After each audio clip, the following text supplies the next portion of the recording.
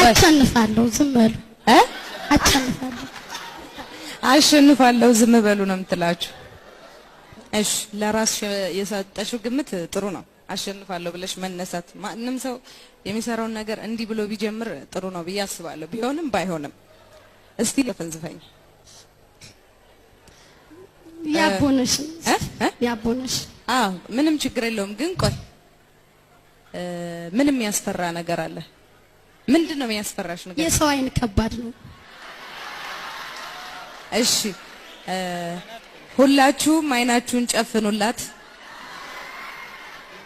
ተረጋግተሽ ቀስ ብለሽ አቅ ጀምሪ። እሺ ባህል ያደኩበትን እኔ ወደዋለው ባህሉ ወጎን ያገር